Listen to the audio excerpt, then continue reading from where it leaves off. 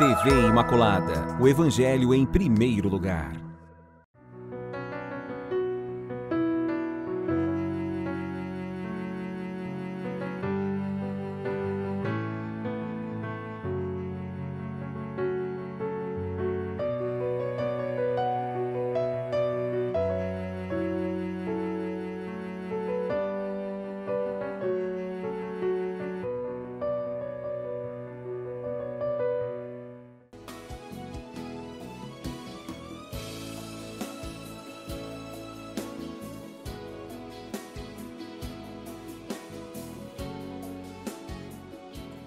Olá, na sequência da programação aqui da TV Imaculada, estamos iniciando o programa Respostas, aqui na apresentação, Padre Adriano. Saúdo com muito carinho todos vocês que estão na audiência, independente do lugar onde você esteja, que você esteja conosco nessa programação da TV Imaculada, uma TV que semeia esperança, uma TV que evangeliza. E exatamente o nosso caminho aqui na TV Imaculada, com esse programa, é exatamente aquela missão de iluminar o nosso caminho de fé, porque todos nós que acreditamos e que nos deixamos guiar pela fé, de fato fazemos da fé uma bússola, uma luz que ilumina nosso caminho. O programa Respostas quer buscar na luz da fé aquelas respostas que respondem aos anseios, às dúvidas, a tudo aquilo que nós precisamos e buscamos conhecer para que possamos continuar no caminho da vida, no caminho da fé. Então, minha saudação muito carinhosa para vocês. Você que está participando do programa pela primeira vez, você sabe que nós temos 3 blocos no programa Resposta. Nós começamos o primeiro com uma reflexão a partir de um texto que para nós é um texto importante do ponto de vista da nossa orientação dentro da fé. Sabemos que nós cremos como igreja. Nossa fé não é uma fé meramente pessoal, ela é de índole pessoal e ao mesmo tempo comunitária. E exatamente por isso nós nos permitimos e nos deixamos guiar pela igreja nessa reflexão. Por isso que nós apresentamos um texto oficial do Concílio Vaticano II. É um texto que nos dá a oportunidade de perceber que a igreja nesse momento histórico precisa abrir-se e colocar-se à disposição na sua relação com o mundo, um novo modo de estar presente no mundo, sobretudo porque se reconhece a presença da sociedade civil, do mundo, como algo, como um sujeito, o que não acontecia na Idade Média, onde sociedade, Estado e Igreja praticamente se condensavam numa única realidade. Então agora, esse documento que a gente está lendo e que nós vamos disponibilizar para vocês trata exatamente disso, das relações que devem existir entre a Igreja e o mundo. Por isso que todos os assuntos e todos os temas ali tratados vão nos ajudar exatamente a fazer aquilo que o programa Respostas busca, iluminar as realidades da sociedade, do mundo, com a luz da fé. Então nós vamos agora para a leitura do texto, cujo tema hoje se fala dos novos estilos de vida. É a igreja lendo, fazendo uma leitura da realidade, onde nessa realidade reconhece as luzes, mas também as sombras. O capítulo que nós já começamos no programa passado, como tema geral, fala das condições da cultura no mundo atual. E de modo específico, hoje o tema dos novos estilos de vida. Vamos ver o que a igreja diz para nós e nós voltamos na sequência para a reflexão. Condições da cultura no mundo atual. Novos estilos de vida. As condições de vida do homem moderno sofreram tão profunda transformação no campo social e cultural que é lícito falar de uma nova era da história humana. Novos caminhos se abrem assim ao progresso e difusão da cultura, preparados pelo imenso avanço das ciências naturais, humanas e sociais, pelo desenvolvimento das técnicas, pelo progresso no aperfeiçoamento e coordenação dos meios de comunicação. Daqui provêm algumas notas características da cultura atual. As chamadas ciências exatas desenvolvem grandemente o sentido crítico. As recentes investigações psicológicas explicam profundamente a atividade humana. As disciplinas históricas contribuem muito para considerar as coisas sob seu aspecto mutável e evolutivo. As maneiras de viver, os costumes tornam-se cada vez mais uniformes. A industrialização, a urbanização e outras causas que favorecem a vida comunitária criam novas formas de cultura, de que resultam novas maneiras de sentir e de agir e também de utilizar o tempo livre. O aumento de intercâmbio entre vários povos e grupos sociais revela mais amplamente a todos e a cada um os tesouros das várias formas de cultura, preparando-se deste modo progressivamente um tipo mais universal de cultura humana, a qual tanto mais favorecerá e expressará a unidade do gênero humano, quanto melhor souber respeitar as peculiaridades das diversas culturas. Gaudium et Spes. Eu gosto muito de apresentar os textos do concílio aqui, porque nós temos mais do que o conteúdo, o jeito que a igreja se exprime, porque o concílio é a voz da igreja. É a voz da igreja universal no mundo todo reunida, fazendo uma leitura da realidade. Veja, uma característica que a gente já percebeu. Acabaram aqueles discursos de demonização do tempo atual. Eu sei que você ouve e gosta, às vezes, de pregadores que estão demonizando o tempo inteiro, fazendo uma confusão entre o que no mundo é pecado com o próprio mundo. Porque isso vem de um tempo onde igreja e sociedade se mesclam numa única realidade. E todo o processo inicial da luta da igreja contra o modernismo, mostrou a incapacidade da igreja, dos membros da igreja, para o diálogo. E é o Concílio Vaticano II quem vai dizer para a igreja que diálogo é necessário e jamais podemos entender que o diálogo é compactuar com aqueles elementos que na nova cultura são reconhecidos como contrário ao Evangelho. Vocês percebem que o dinamismo é demonizar tudo? Não. A Igreja no Concílio Vaticano II é capaz de dar um novo olhar sobre esta nova realidade que está se abrindo.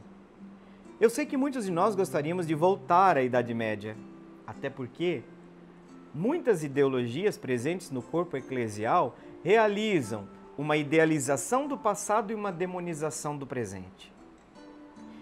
Todo mundo que for para o outro extremo desta mesma ideologia vai cometer o mesmo erro, incapacidade de reconhecer a complexidade do real.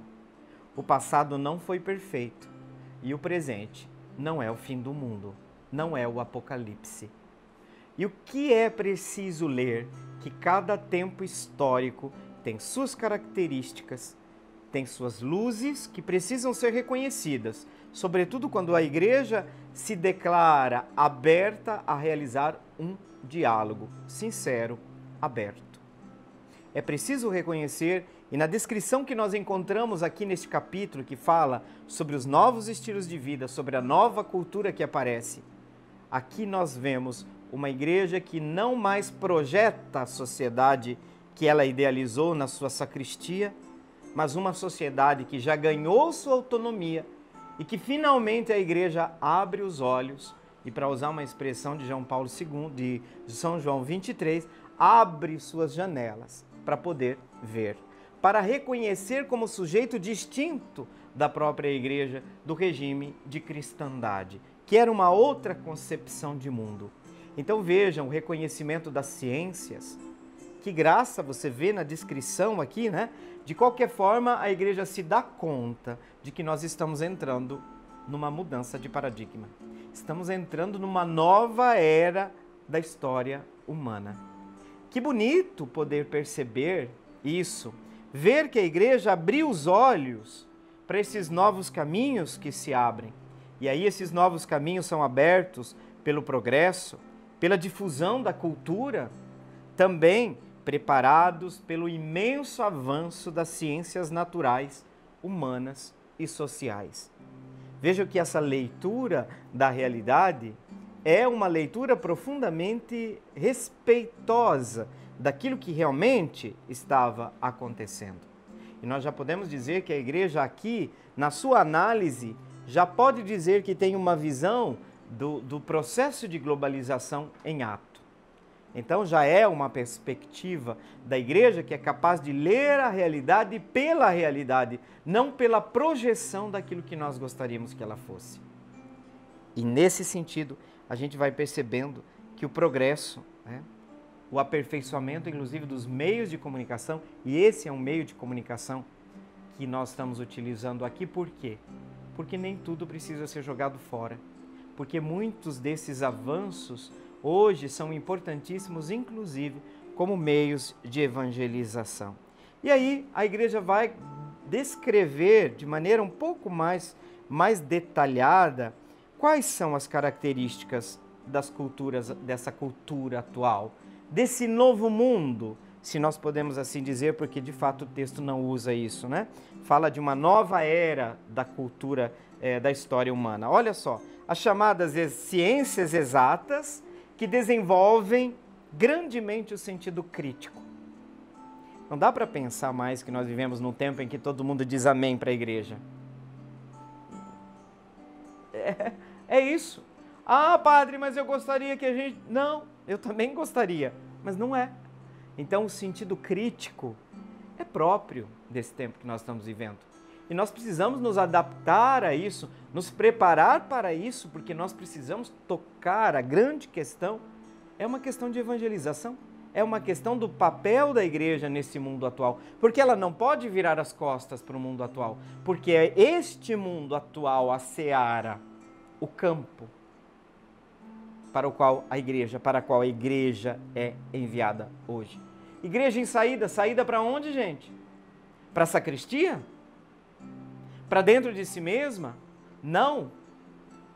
O Papa está dizendo, igreja precisa sair da autorreferencialidade, superar esse ensimesmamento eclesial alimentado pelo clericalismo de boa parte do clero. Porque estava bom esse modo de viver. Então a gente precisa abrir os olhos. Usar a metodologia da igreja na leitura da realidade, porque senão nós continuaremos falando da cor das asas dos anjos e discutindo se os anjos têm sexo. Que relevância tem isso para nós? Então, exatamente esse novo modo de evangelizar, essa igreja que sai, é para encontrar um mundo que ela desconhece na prática. Porque esse mundo ganhou uma autonomia em relação à própria igreja. E a gente precisa aceitar isso. E a gente precisa encarar isso. Por quê? Porque nossa missão hoje não é menor que a missão da igreja de ontem. Evangelizar a cultura, evangelizar o ser humano no seu tempo, falar ao coração do homem e da mulher de hoje. Porque nós também somos desafiados a falar para essas pessoas com senso crítico. Mas não adianta ir mais com a historinha da caronchinha. É preciso hoje também ter um diálogo de fé e razão, pautado no raciocínio, na discussão.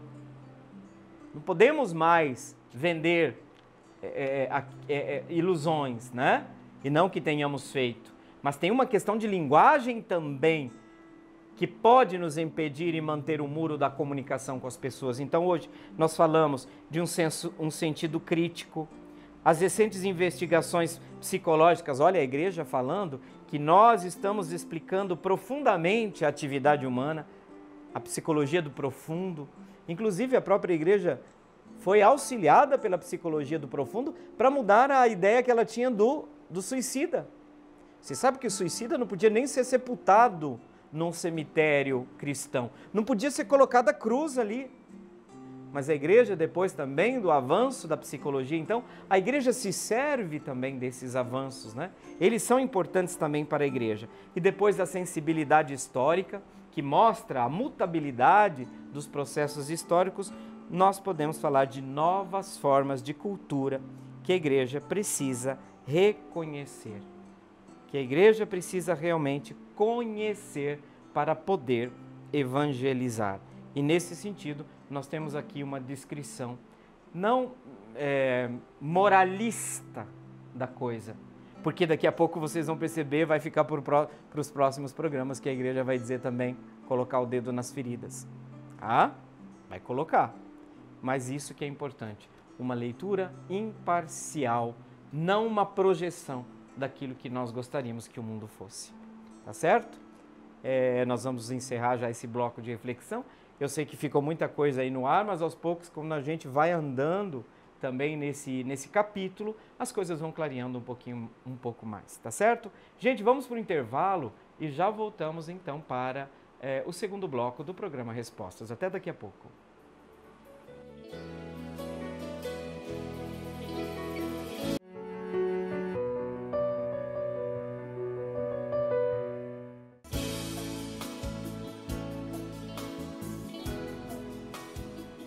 Como a gente prometeu, já estamos de volta, programa Respostas aqui pela TV Imaculada, segundo bloco desse programa.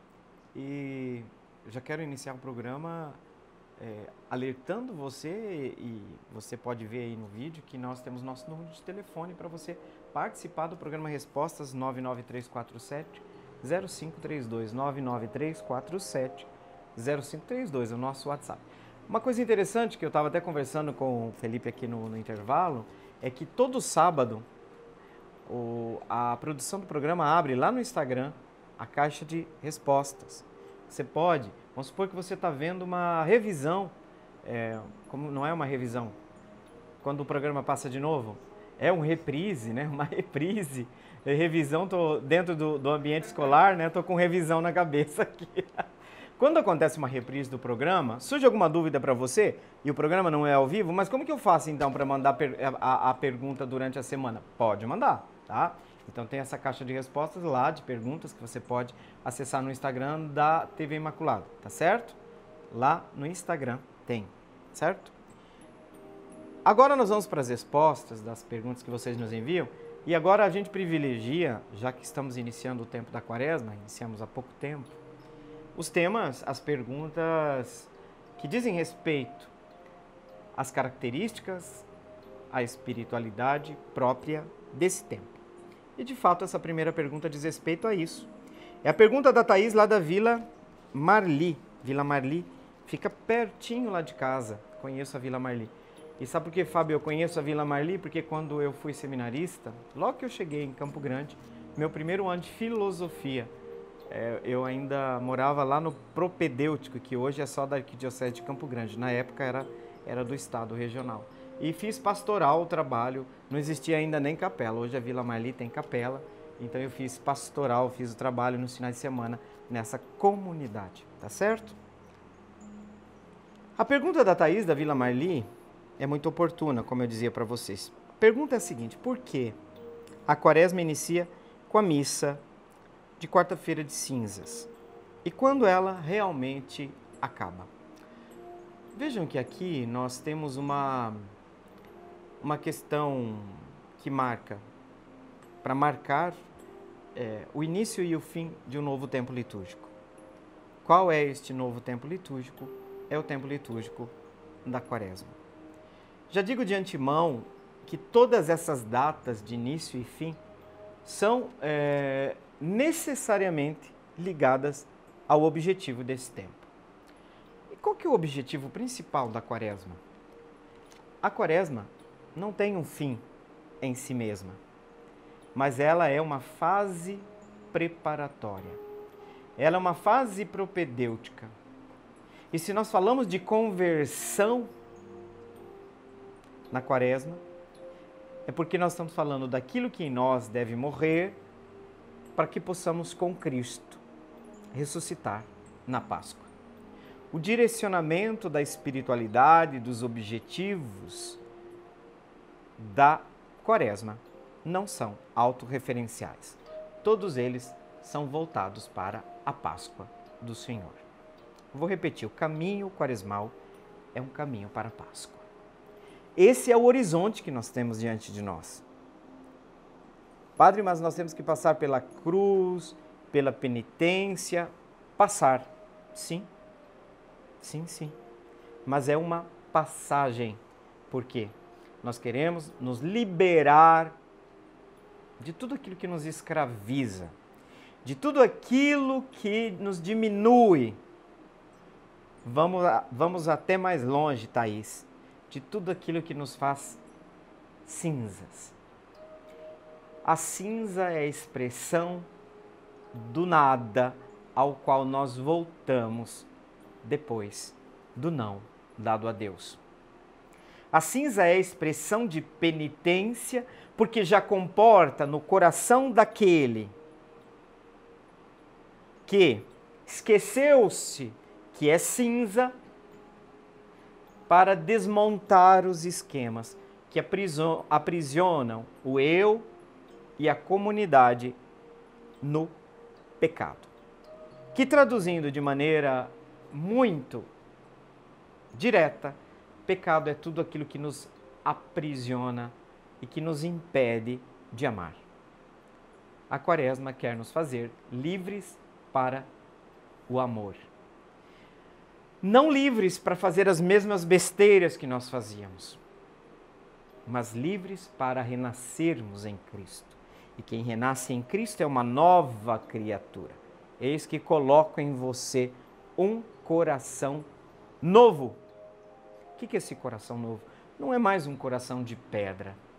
Então as cinzas, quer lembrar para nós, Thaís, segundo uma forte tradição bíblica, e aqui nós temos citações já dos livros dos reis, várias passagens em que o próprio rei se dava conta de que ele precisava instaurar um período de penitência para toda a nação. Começar por ele. O que o rei fazia? O rei se vestia de saco,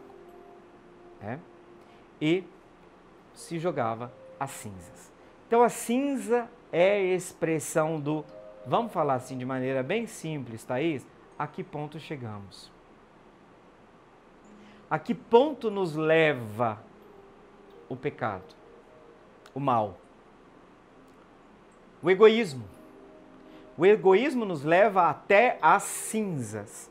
Mas essas cinzas, quando nós olhamos para ela agora, é exatamente não para ficarmos no ensimesmamento do ressentimento pelo pecado cometido, mas exatamente para fazer o caminho de superação. Aquele, lembra-te que és pó, e ao pó tornarás. Não é para baixar nossa moral, não é para diminuir nossa autoestima, é para dizer, toma consciência de quem você é e retoma o caminho para a vida. Por quê? Porque a Quaresma está querendo dizer para nós, você não foi feito para cinzas, mas você tem que baixar a bola, porque o caminho que você está fazendo vai te levar para cinzas. Então, o motivo penitencial é sempre uma dor e uma esperança. As duas coisas são necessárias, porque se tira a dimensão da virtude da esperança da Quaresma, a Quaresma vira um período de velório. Quem foi que disse que a Quaresma é um tempo de tristeza? Até porque tem gente que, se pudesse, eu acho que tem gente que dá a impressão que viveria uma eterna Quaresma. Papa Francisco falou isso. Tem católico que por ele viveria uma eterna Quaresma. O que isso significa? Que nós precisamos entender que a penitência quaresmal tem dimensão pascal. Sem isso, vira um velório. Tristeza. Se essa tristeza nos vem enquanto arrependimento. Mas o que é o arrependimento, senão o ponto de partida para a gente voltar para casa? Para a gente voltar para a casa do Pai, para usar aqui a expressão do filho pródigo, da parábola do filho pródigo.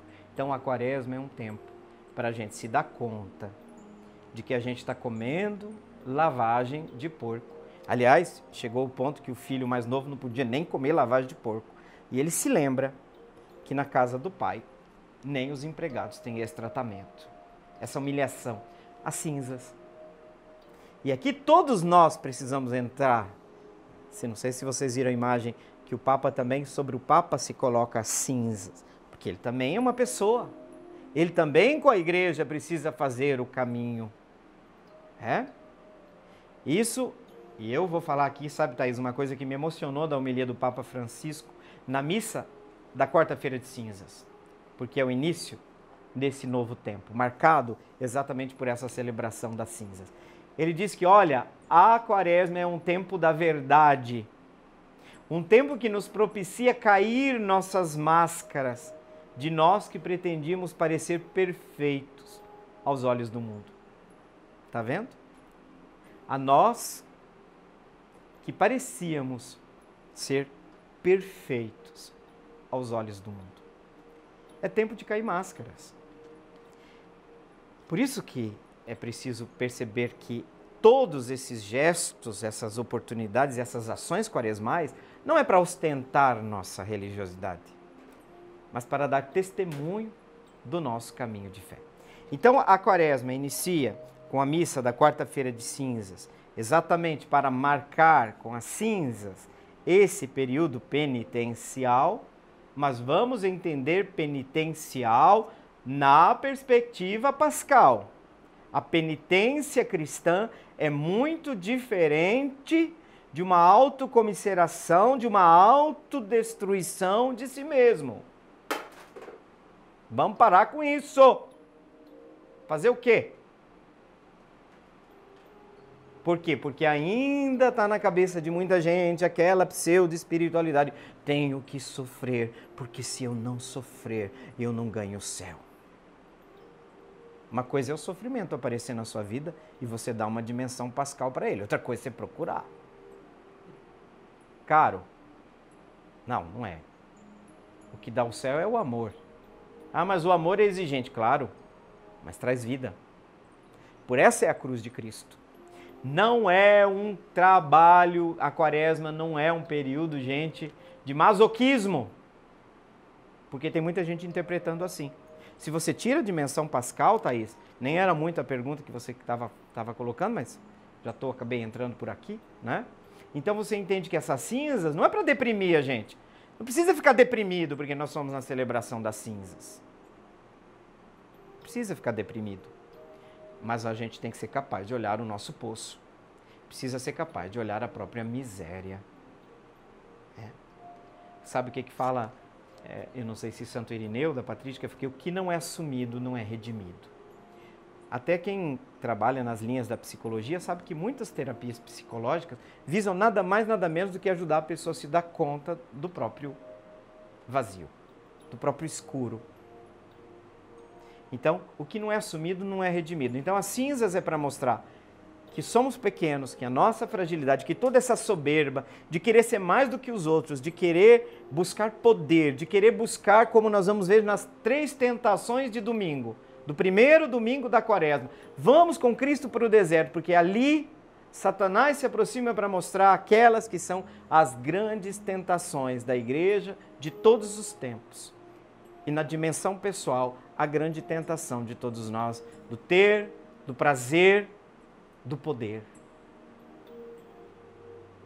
Então, e aí quando termina, acaba Thaís com o início do tríduo pascal, que vai começar ali na Semana Santa, né, com a missa dos Santos Óleos na catedral das igrejas catedrais, tá? Que começa ali, no início do tríduo pascal, vamos assim dizer. A celebração Cena Domini, que é a ceia do Senhor, exatamente, com a ceia do Senhor, que vai culminar com a manhã da ressurreição. Então, a quaresma vai até o início do tríduo pascal, que é na Semana Santa, com a missa da ceia do Senhor. E além de marcar tempo aqui, o que é importante é a gente colher aquilo que o Senhor espera desse tempo de graça e de conversão, que é o tempo da quaresma. Eis o tempo de conversão. Isso significa que a gente precisa identificar o que a gente precisa mudar. Não fica pensando no outro, tá? Pensa em você, estou pensando em mim. Já comecei a buscar minhas grandes debilidades, minhas grandes fraquezas. Por quê? Porque isso também vai se juntando na nossa vida, né? E aqui eu não estou falando só dos nossos pecadinhos de estimação, mas aquilo que está no âmago daqueles processos que desencadeiam todos os males que por vezes causamos ao outro, a sociedade, da nossa inimizade com Deus e da nossa má relação também com a criação, com tudo que está à nossa volta. É preciso se reintegrar, é preciso se reconstruir. E a Quaresma é esse tempo para nós, mas nós não podemos reconstruir a partir de uma autoimagem idealizada. É preciso ser capaz, Thaís, de olhar a própria escuridão para poder caminhar em direção à luz. Então não esqueça isso, que as cinzas não é para deprimir a gente, não, é para lembrar quem somos, mas ao mesmo tempo fazer o caminho de volta, porque nós não fomos feitos para cinza. O Senhor tem um projeto muito, muito mais ousado para todos nós.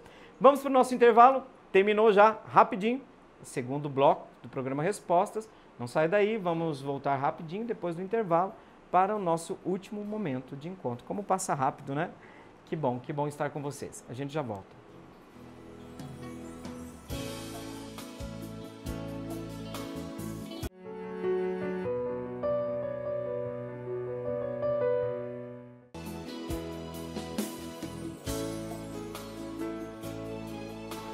Muito bem, estamos de volta, terceiro e último bloco. Olha, o pessoal aqui da coordenação da equipe está falando que o programa está muito calmo hoje. É o tema, né? Quando vem perguntas mais calmas, o padre não sobe em cima aqui da cadeira, né? Fica mais tranquilo. Estou mais calminho hoje, né? Hoje tô medicado. Brincadeira, gente. Com muita alegria, eu posso dizer que o início desse segundo bloco continua na linha da nossa reflexão sobre esse tempo quaresmal, que eu digo é um tempo de graça, gente. É um tempo de graça. Como a gente precisa trabalhar a dimensão de uma autoavaliação sincera. Quando eu falo assim para as pessoas, olha, o exame de consciência que por vezes nós fazemos não é só um exame de busca de pecados. É uma oportunidade que nós temos de visitar as sombras que estão em nós. E elas estão. Ah, padre, mas eu gostaria já de ser diferente. Sim, todos nós temos dentro de nós esse anseio pelo nosso aperfeiçoamento, que no cristianismo a gente chama de santificação. Todos nós temos. Mas isso não se faz negando nossa humanidade. Não se faz negando nossa fragilidade. Repito, a frase da patrística, que nós precisaríamos levar muito a sério nas nossas espiritualidades: o que não é assumido não é redimido. Não se redime o que não se assume. E aí, sempre falo para as pessoas, ser realista consigo mesmo. Eu gosto de conversar com os psicólogos. Aliás, psicologia é um curso que eu sempre sonhei em fazer, embora tenha feito muito estudo na área por conta de especialização, enfim, de estudos, mas a psicologia nos dá essa oportunidade de perceber que, no fundo, que eu dizia no bloco anterior, Robson, do Tijuca, espera um pouquinho que já vem a sua pergunta, né? Mas já está entrando também na sua questão, Robson, porque o Robson também faz uma pergunta em relação à Quaresma. Que no fundo, todo o processo terapêutico é um processo, se ele não é alienante, é um processo de descoberta de si. De se ter nas mãos. E aqui, eu lembro de uma aula em que o professor dizia assim, olha, você precisa se ter nas mãos. E aí você precisa da jaula, né, digamos, para saber qual é o bicho que você tem. E você não consegue colocar um leão dentro de uma jaula de um passarinho, né? E eu sou contra prender passarinho, mas é porque senão o pessoal de defesa dos animais já vão vir aqui montar um processo contra o padre, né? Mas então, também não gosto de passarinho na jaula. Mas tudo bem. Então, para dizer, você precisa se conhecer, até porque você precisa ter-se, né? Se ter nas mãos. Por exemplo, quando você faz uma besteira, poxa, eu não devia, jamais eu teria feito se eu não estivesse tão nervoso, tão bravo.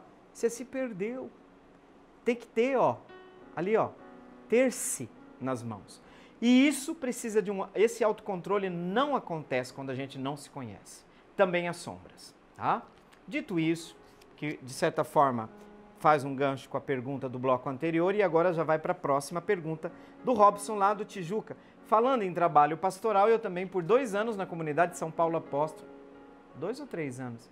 E aí eu já estava, acho que na filosofia, na teologia. Eu também fiz trabalho pastoral lá no bairro Tijuca. Uma saudação muito carinhosa para você que está aí na sintonia desse bairro.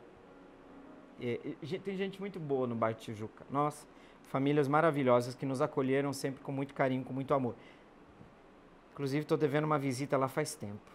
Vamos lá. Robson pergunta: que ações a igreja nos orienta para realizar nesta quaresma, levando em conta a campanha da fraternidade deste ano? Robson, fico feliz com a sua pergunta, porque você já mostra aí que você é um católico normal, né?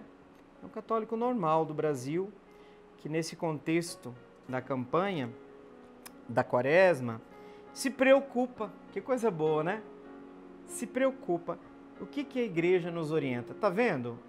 Aqui não é... Eu sei que cada um puxa a sardinha pro seu lado e eu não quero aqui me fazer de o diferentão, né? Mas a gente precisa saber, ô Robson, parece uma coisa boba que eu vou te falar. O que a igreja oficialmente diz é distinto daquilo que as tendências enfatizam? Me fiz entender? É bonita a sua pergunta, como ela começa. Que ações a igreja nos orienta? Você não está perguntando aqui o que o conservadorismo, o que o progressismo... Porque eu não quero viver uma quaresma água com açúcar, mas eu também não quero viver uma quaresma velório. Tá vendo que bacana como começa sua pergunta? O que a igreja nos orienta? E onde é que a gente vai buscar aquilo que a igreja nos orienta? Escutando, sobretudo o Papa e os bispos. E os padres em comunhão com os bispos e o Papa. Tá bom? Me entendeu? Ficou claro? Sim, eu quero saber o que a Mãe Igreja diz para mim. Olha, Mãe Igreja, o que ela me convida, me orienta, me dá bússola para viver bem o tempo da quaresma. Porque se a gente seguir os passos que a Mãe Igreja nos orienta, vai frutificar. Nós vamos chegar ao objetivo da quaresma, que vai desembocar naquele domingo da ressurreição. Ainda que a gente faça cara feia porque tem que passar pela Sexta-feira Santa. Tem que passar. Não adianta, né? Que ações a igreja? São tantas, Robson. Olha, na linha da caridade, da misericórdia, e aqui eu diria uma coisa, que vale também da pergunta anterior. Vai te libertar para você amar mais? Para você ser mais disponível para o outro, para o serviço? Faça as ações, use a criatividade do Espírito que habita em você. E aí na internet, gente, meu Deus do céu. Ô Robson, até no São Google, né? Vai lá, práticas quaresmais. Nossa, tem uma infinidade de propostas de mortificação, né? De renúncia, de atos e obras de misericórdia.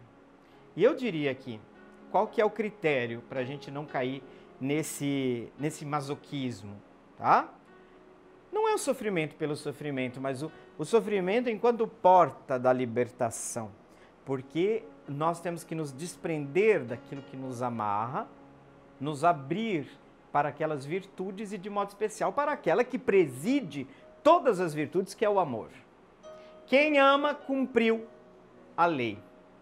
Isso significa que se nós sairmos da quaresma amando mais, significa que o objetivo da quaresma foi realizado. Então, todas as ações, de modo clássico, aquelas 3 que, do ponto de vista bíblico, já nos aparece na proposta inicial da quaresma: o jejum, que trata mais da nossa dimensão do próprio eu, que precisa se encarar, conhecer o joio e o trigo, as próprias sombras, as próprias luzes também, não precisa negar isso, porque essas virtudes precisam ser reforçadas, mas também tem a dimensão o quê? O jejum, a dimensão da esmola. Aqui entra a ênfase da campanha da fraternidade, que não é, a quaresma não é só ensimesmar-se, não é só o eu que trabalha, também tem dimensão social, porque o pecado tem dimensão social. O pecado se alastra. Então essa conversão envolve minha pessoa e essa conversão tem que chegar também a ter dimensão transformadora da sociedade, da igreja como tal. E aqui entra a dimensão da esmola e da campanha da fraternidade. Então eu diria, o jejum que você está fazendo, que você está economizando algumas coisas, porque normalmente o pessoal opta pela privação de algum alimento. O que você faz com o dinheiro que você compraria esse alimento? Vai guardando, Vai guardando para fazer a coleta da campanha da fraternidade, que vai destinar, sobretudo, para os regionais, para a igreja, mas sobretudo para o tema principal. Ali vai a maior porcentagem. Vocês podem acompanhar no site da CNBB, porque ali está muito transparente para onde esse dinheiro vai, né?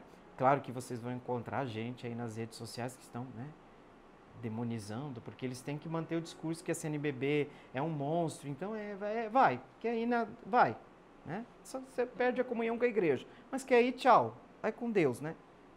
Espero que Deus te traga de volta para a comunhão. Mas é lindo perceber a destinação e ver quantos projetos. Gente, procura nas redes sociais, já que tem gente que gosta de falar mal das redes sociais por causa das fakes, mas na rede social você encontra coisa boa também. Tem inúmeros projetos no Brasil que são alimentados por essa coleta da campanha da fraternidade. De qualquer forma, gente, de nós tem que sair a caridade. Temos que ajudar o irmão. A esmola é essa dimensão comunitária da fé, sobretudo quando nós olhamos para um problema concreto. Porque a campanha é assim, ela pega o nosso dedo e faz assim: ah, tem vários problemas na sociedade. No final das contas, não. A igreja nos pega o nosso dedo e fala: ó, a ferida aqui.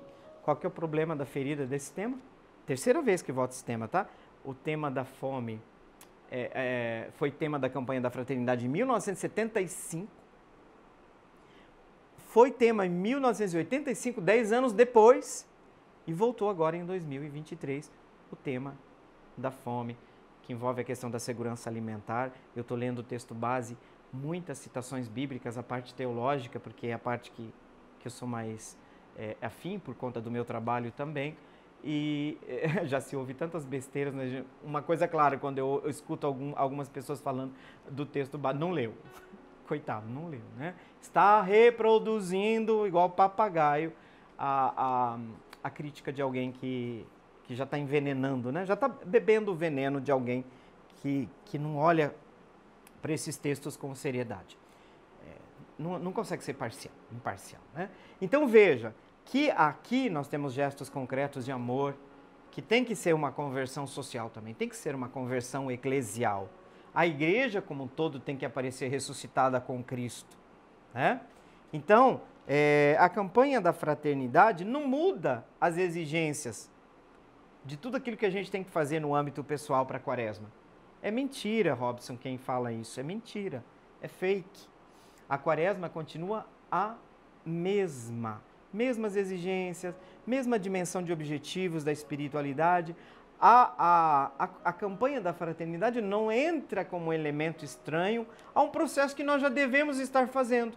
A campanha só vai dizer: olha, você tem que dar esmola, e a dimensão da esmola é a dimensão da preocupação com o outro, sentir a dor do outro. Gente, a gente nunca sentiu com fome. Daqui a pouquinho você vai comer, não é? Já não está conseguindo. Minha barriga aqui já está começando a roncar um pouquinho. Você e eu sabemos que daqui a pouco a gente vai comer. Talvez você até saiba o que você vai colocar no teu prato daqui a pouco, não sabe? Você já está aí na cozinha, você já está sentindo o cheiro, não está? Você sabe que hoje tem uma parte não pequena da nossa comunidade, do nosso país, que não sabe se vai comer daqui a pouco? Eu vou fazer até um silêncio aqui, porque se isso não tem nada a ver com a fé, o que tem? Nós vamos discutir agora renda para as liturgias? Qual o turíbulo mais caro que a gente vai usar, banhado a ouro? Quantas casulas nós vamos comprar para as paróquias?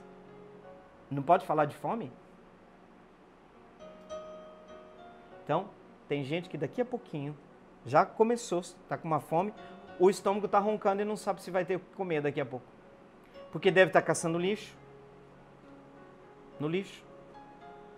Então, lembra que se é para sair de mim, se é para me transformar, a campanha da fraternidade fala: olha, tem um caminho concreto para você sair de si, para não ficar num universalismo abstrato.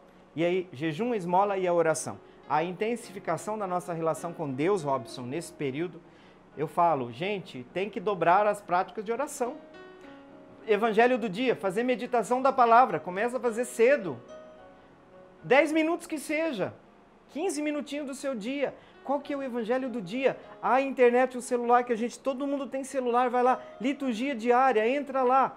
Olha, dá para você fazer meditação no salmo do dia, dá para você, de repente você escolhe para sua meditação da palavra a primeira leitura, que às vezes é linda também, quase sempre, e porque é palavra de Deus, mas e o evangelho do dia? Todo mundo hoje tem condições de ter o evangelho do dia nas mãos. E aí o que você faz? Faz uma meditação. Aí o terço, suas devoções, é tempo de oração, de intimidade com Deus. Mas quem ama a Deus, a quem está vendo e não ama o próximo, quem diz que ama a Deus, a quem não vê e não ama o próximo, a quem está vendo, é mentiroso, segundo João. As duas coisas, tá, gente?